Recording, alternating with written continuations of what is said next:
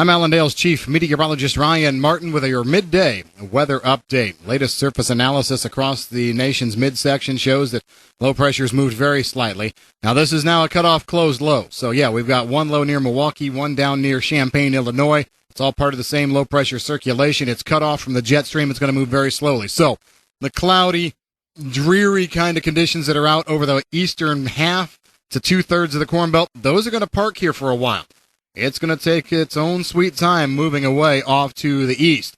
Now, I don't think we're going to be seeing lots of moisture as we go ahead, but the damp feel means that we're not going to be seeing excessive dry down. Western part of the Corn Belt, we should be doing better. It should be drying down quicker here as we go forward. And the thought process that I had in my online write-up this morning is the same here at midday, and that is, we might be able to open a window of almost 2 weeks, very close to 2 weeks, worth of completely dry weather across the Corn Belt. I think we should see harvest pressure go away and the harvest really start to steamroller along as we go through the next week and a half at least on into the end of the month. So that being said, what are we looking at here in terms of our next round of precipitation?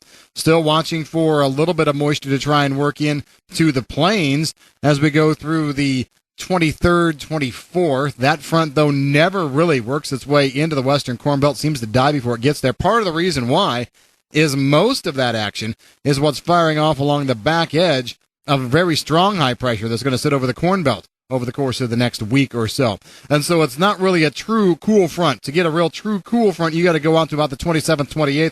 Model still showing this thing coming out of the Rockies and then sweeping across the country. And at this point, I think the track or the trajectory of the low is still too far north too fast. Right now, we're seeing it lift across maybe the western Corn Belt and sweep up into Ontario toward Hudson Bay.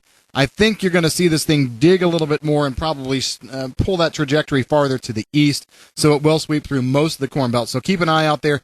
28th, 29th, right in that time frame. We'll probably be watching for some moisture at this point. I'd say half to maybe 1 inch, and I would definitely skew that toward the lower end of the range right now, just because this system's going to be coming in the wake of some very dry air.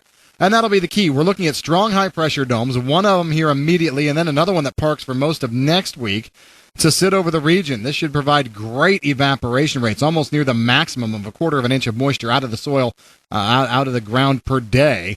So we'll see great dry down there. Temperatures, while seasonal and seasonally cool, don't look like they're excessively cold. We're still looking at that very cold air push to hold off till closer to the end of the month. There actually still are a fair number of areas in the Corn Belt that haven't seen the killing hard freeze yet. Yeah, we've had a number of frosts, light frost, patchy frost, even had, an event last week that was a little bit thicker frost out there.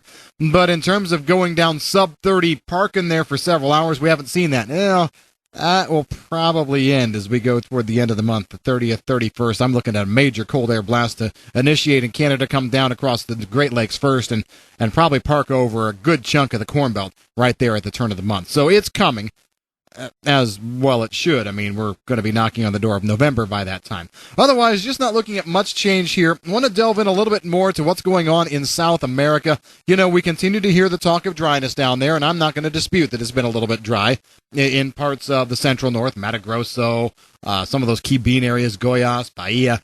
But as we go through next week, it really looks like we start to moisten that atmosphere up a little bit. We see a couple of fronts coming through Argentina and south and southeastern Brazil that have moisture in them, but the difference will be they come into an air mass as we go toward the 23rd, 24th that will start to get a little bit more moisture in it. And we're seeing a nice outbreak of showers and thunderstorms over multiple days across that entire central north region as we go from the 23rd, I'd say all the way through the 29th. Honestly, I'm looking for a good 5-6 days worth of moisture.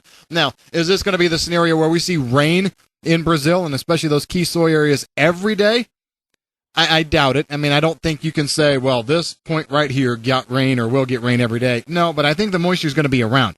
So I like coverage on a daily basis, maybe 50 to 60%, but for the entire time period, I'm looking 90, maybe almost 100%. If there's an area that does get missed, especially with our range, right now I've got a range up there of maybe 1 to 2 or top end 3 inches of rain during that period. If there's a place that gets missed, I would say Bahia could be it. The farther east toward the coast, they might not get quite as many days of rain potential.